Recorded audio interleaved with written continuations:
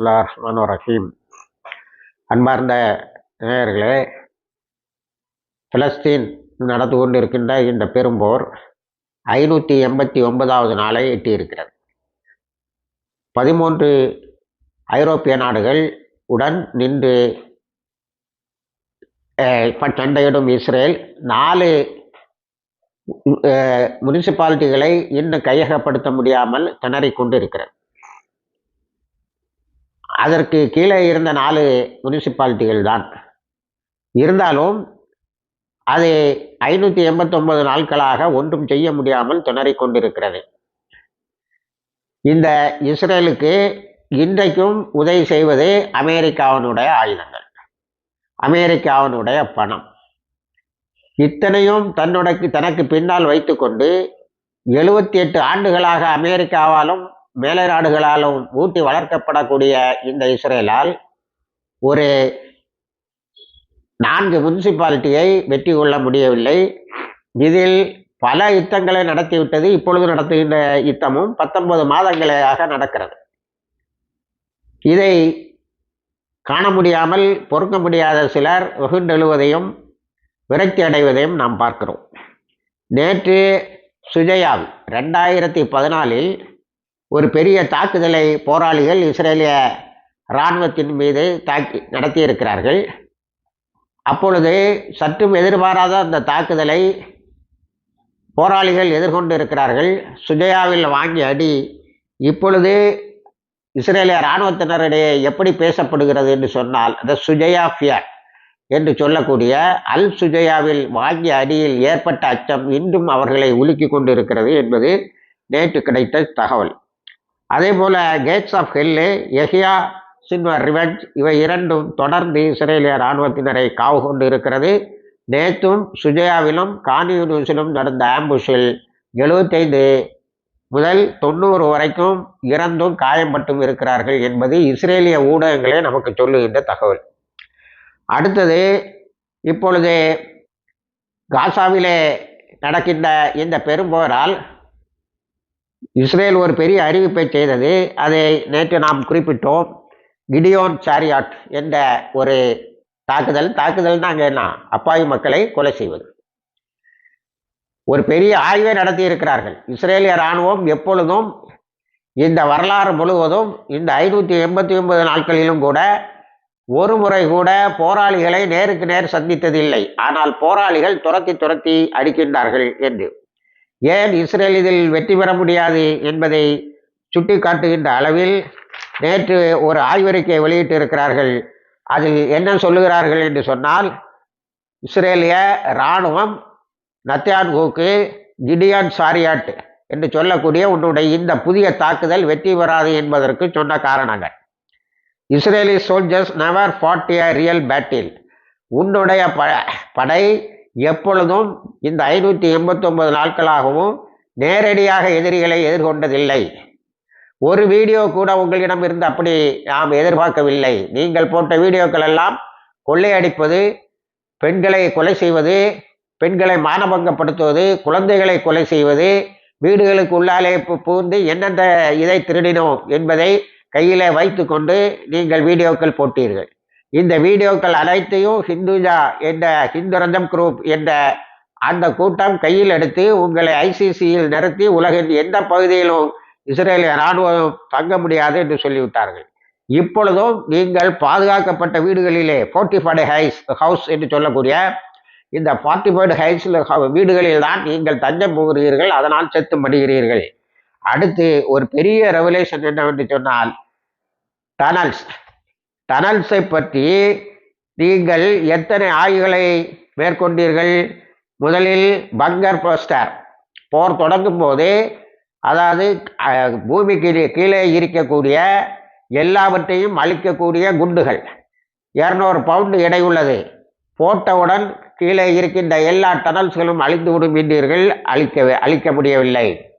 அடுத்தது கேஸிங் த டனல்ஸ், அதாவது இந்த சுரங்கப்பாதைகளுக்கு உள்ளால் விஷவாயுவை உள்ளே புகுத்தி விடுவது, அதனால் உள்ளே இருப்பவர் அழிந்து விடுவார்கள் என்று. வாயு கூட புக முடியாத அளவுக்கு அவற்றை நேர்த்தியாக கட்டமைத்திருக்கிறார்கள் என்பது அதன் பிறகுதான் உங்களுக்கு தெரியும். அதாவது Israeli were fooled in the tunnels என்று எழுதுகிறார்கள். இஸ்ரேலர்களை டனல்ஸ் வந்து பைத்தியக்காரர்கள் ஆக்கிவிட்டது. அடுத்தது ஒரு விசேஷமான திட்டத்தோடு வந்தீர்கள். அது என்னவென்று சொன்னால் த பிளாக் வாட்டர்ஸ். இதனுடைய தலைவர் எரிக் பிரின்ஸு உங்களிடத்திலே அந்த டனல்ஸுக்குள்ளால் செலுத்துகின்ற தண்ணீரை பற்றி, தண்ணீர்கள் எவ்வளவு அளவு வேண்டும், எவ்வளவு தண்ணீரை நாம் உள்ளே செலுத்தினால் அது போய் உள்ளே ஒரு பெரிய பிரளயத்தை ஏற்படுத்தி உள்ளே இருப்பவர்கள் எல்லாம் அழித்துவிடும் என்று திட்டங்களை தந்தார். மிகப்பெரிய அளவில் வருமானத்தை பெற்றார். இந்த பிளாக் வாட்டர்ஸை பற்றி நம்ம ஈராக்கில் முன்னாடி கேள்விப்பட்டோம்.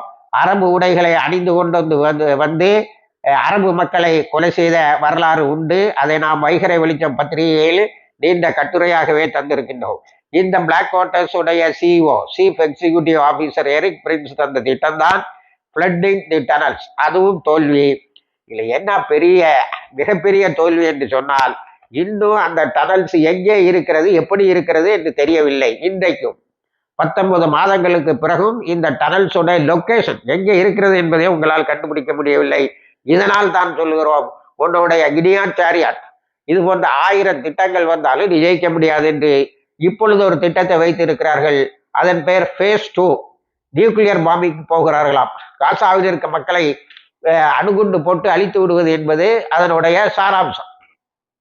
அதிலாவது இவர்கள் வெற்றி பெறுவார்களா என்றால் முடியாது. ஏனென்று சொன்னால் இஸ்ரேலும் சேர்ந்து தான் அழியும் என்று ஏற்கனவே இஸ்ரேலுடைய எதிர்க்கட்சிகள் சொல்லிவிட்டன.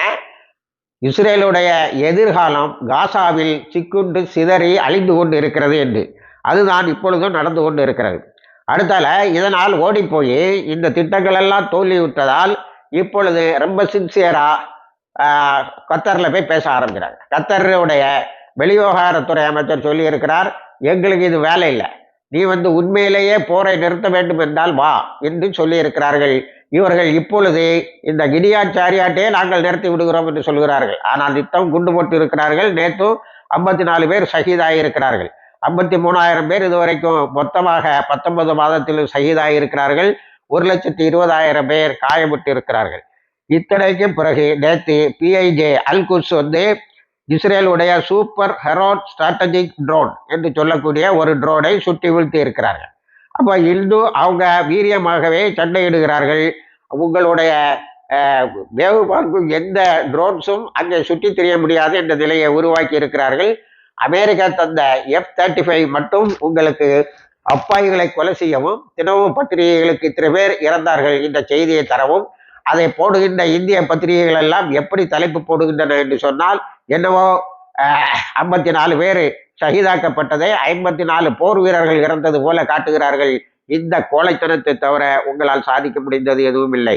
அதே போல உங்களுடைய ஏர் ஸ்ட்ரைக், இந்த கிடியான் சாரியாட்டுடைய மிகப்பெரிய சாதனை அல்லது அதனுடைய நுணுக்கமான ஒரு பகுதி என்னவென்றால், 4 நிமிடத்துக்கு ஒரு முறை காசாவில் குண்டு போடுவார்களாம். அதுதான், அதையும் அவர்கள் முறியடிக்கிறார்கள். கொத்து கொத்தாக இஸ்ரேல் இராணுவத்தினரை சாவடிக்கிறார்கள் என்பதை தெரிந்து கொண்டு இப்பொழுது வேகமாக சீஸ்ஃபயருக்கு போயிருக்காங்க. அங்கே பேச்சுவார்த்தையில் வந்து நாங்கள் இந்த ஆப்ரேஷன்லாம் நிறுத்திடுவோம், உடனேயே நாம் ஒரு போர் நிறுத்தத்துக்கு வருவோம் என்று இஸ்ரேல் சொல்லி இருக்கிறது. ஆனால் ஹமாஸ் சொல்லி இருக்கிறது, நாங்கள் எந்த முழு போர் நிறுத்தத்தையும் காசாவில் இருந்து இஸ்ரேல் வெளியேற வேண்டும் என்பதையும் பின்வாங்கவே மாட்டோம்.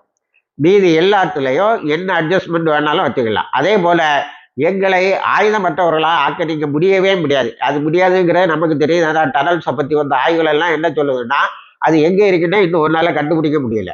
மும்பை ஃபுல்லாக நார்தன் காசாவை ஆக்குபை பண்ணிடுவானா, சுஜையாவை ஆக்குபை பண்ணிடுவானா, அதையும் ஒரு இஸ்ரேலிய இராணுவ அதிகாரி இப்பொழுது உனக்கு இருக்கக்கூடிய இந்த ஆற்றலை கொண்டு, மனித எண்ணிக்கையை கொண்டு வெஸ்ட் பேங்கையும் காசாவையும் மேக்கரையும் காசாவையும் ஒரே நேரத்தில் நிச்சயமாக முன்னால் தாக்கு பிடிக்க முடியாது. எந்த அளவுக்கு 3,60,000 பேர் இருக்கிறார்கள் என்று பெருமிதத்தோடு மிரட்டிய இஸ்ரேல் 19 மாதங்களுக்கு முன்னால் இப்பொழுது ஆள் பற்றாக்குறை என்று அலறுகின்ற அளவுக்கும், அதற்கு தனி ஆய்வுகளை நடத்தி அதற்கு அறிக்கைகள் பெறுவதையும் பார்க்கின்ற போது அங்கே நிறையவே இறந்து மடிந்து அல்லது காயமுட்டு மறுவாழ்வு மையங்களிலே இருக்கிறார்கள் என்பது தெரிய வருகிறது. அடுத்தது, இந்த தாக்குதல்களால் சிதறுண்டு கிடக்கக்கூடிய இஸ்ரேலுக்கு உள்ளால் ஹூத்திஸ் ஹூத்திஸ் நேற்று 9 தாக்குதலை நடத்தி இருக்கிறார்கள். நான் சொன்னது போல பென்கரியன் ஏர்போர்ட்டை ஒன்றும் இல்லாமல் அதில் போக்குவரத்துகளை நிறுத்திவிட்டார்கள். சென்ட்ரல் ஆக்குப்பைடு இஸ்ரேல், அழகான வார்த்தையை யெமனில் இருந்து வரக்கூடிய பத்திரிகைகள் பயன்படுத்துகின்றன. மத்திய ஆக்கிரமிக்கப்பட்ட இஸ்ரேலினுடைய பகுதிகளில் நேற்று தொடர்ந்து 9 ராக்கெட்டுகளை பலாஸ்டிக் மிசில்களை அனுப்பியிருக்கிறார்கள். பதுங்கு குழியில் இருந்து வெளியே வர முடியவில்லை. ஒருவரிடம் ஒரு அறிக்கையை தாருங்கள் என்று கேட்டால் அவர் சொல்லி இருக்கிறார்கள், பதுங்கு குழியிலே இருந்து கொண்டுதான் நாங்கள் இந்த அறிக்கையை கூட தயார் பண்ண முடியும் போல் தெரிகிறது என்று சொல்லியிருக்கிறார். ஆகவே ஹூத்திஸ் சொன்ன மாதிரி உன்னுடைய நேவல் பிளாக்கெட் கம்ப்ளீட் ஆகிட்டான். அமெரிக்கா கொண்டு வந்து உதவி செய்ய சொன்ன அமெரிக்கா அடி வாங்கிட்டு, எந்த அளவுக்கு அடி வாங்கியிருக்குன்னா, இந்த 3 நாள் அல்லது 4 நாள் அரேபிய பயணத்தை முடித்துவிட்டு ட்ரம்ப் வீட்டுக்கு வரும்போது யுஎஸ்எஸ் ஹாரி ட்ரூமேனும் வீட்டுக்கு வந்து விட்டது அடி தாங்க முடியாமல். அதற்கு ரீப்ளேஸ்மெண்ட் உண்டான்னு கேட்டால் பென்டகன் இல்லைங்க, அதுக்கெல்லாம் ஒன்றும் ரீப்ளேஸ்மெண்ட் கிடையாது, இன்னும் எங்களால் நஷ்டத்தை தாங்க முடியாது என்று சொல்லி இருக்கிறார்கள். ஆனால் ட்ரம்ப் அங்கே போய் அமெரிக்காவில் போய் நேற்று ஒரு அறிக்கையில் சொல்லியிருக்கிறார், நெத்தன்யாஹுவால் இப்போ கூட ஒரு போர் நிறுத்தத்துக்கு உரிய மெச்சூரிட்டியோட பேச தெரியாது, அவனுக்கு அந்த பக்குவம் கிடையாது, நான் பேசி முடிக்கிறேன், நான் அதுக்கு அழுத்தம் கொடுத்து கொண்டு இருக்கிறேன் என்று சொல்லி இருக்கிறார். ஆகவே அரபு நாடுகளுடைய அந்த மக்களுடைய அந்த பொறுமல் அரபு தலைவர்களுக்கு அழுத்தம் கொடுக்கவே அவர் இப்பொழுது அமெரிக்காவிலே இருந்து கொண்டு இந்த அறிக்கையை விடுகிறார். ஒருவேளை இதில் ஒரு போர் நிறுத்தம் ஏற்பட்டால் அவருடைய கை அழுத்தமாக இருக்கும் என எதிர்பார்க்கப்படுகிறது. ஆக அதுக்கு பிறகு பென்டகன் ஒரு அறிக்கையை விட்டு இருக்கிறது, நாங்கள் செங்கடலில் தோற்பதற்கு இஸ்ரேலும் ஒரு காரணம் என்று சொல்லியிருக்கிறது. இஸ்ரேல் எப்படி காரணமாகும் என்று கேட்டால் அதுக்கு என்ன சொல்லுகிறார்கள் என்று சொன்னால், செங்கடல் அதே ஹுதைதாவில் யெமனில் முக்கியமான ஹூத்திஸோடைய தளங்கள் எது என்று நாங்கள் கேட்டபோது இஸ்ரேல் சில தகவல்களை தந்தது. நாங்களும் சில சேட்டலைட் இமேஜஸை எடுத்தோம். ஆனால் எங்களால் எதுவுமே ஹூத்திஸுடைய தளங்கள் கிடையாது. சிமெண்ட் ஃபேக்ட்ரி, கேன்சர் ஹாஸ்பிட்டலு, குழந்தைகள் நல்ல மருத்துவமனை, அதுக்கு பிறகு ஆயில் டேங்கர்ஸ், இதைத்தான், அதாவது எண்ணெய் கிணறுகள், இதைத்தான் 1-2 பேரை தாக்க முடிஞ்சதை தவிர ஹூத்திஸோடைய தளங்கள் எதையும் தாக்கவில்லை. ஒரே ஒரு தளத்தை தாக்கினாங்க. ஈதுக்கு பிறகு மக்களெல்லாம் கூடி நின்ற ஒரு இடத்தில் தாக்கிவிட்டு, குழந்தைகளும் பெண்களும் இருக்கின்ற ஒரு இடத்தை தாக்கிவிட்டு பென்டகனும் ட்ரம்பும் பெரிய அறிக்கை விட்டாங்க, நாங்கள் அவங்களுடைய மசூரா ஆலோசனை குழுவை குண்டு போட்டு அழித்து விட்டோம் என்று. என்னையா குழந்தைகளுமா ஆலோசனைக்கு வந்தது, பெண்களுமா ஆலோசனைக்கு வந்தார்கள் என்று, அதாவது சின்ன குழந்தை பெண் குழந்தைகளுமா ஆலோசனைக்கு வந்தது என்று கேட்ட பிறகுதான் அது அவர்களுடைய தவறு என்பதை தெரிந்து கொண்டார்கள். ஆகவே ஹூத்திஸுடைய கை மேலோங்கி நிற்கிறது. செங்கடல் ஆதிக்கம் முழுமையாகிவிட்டது.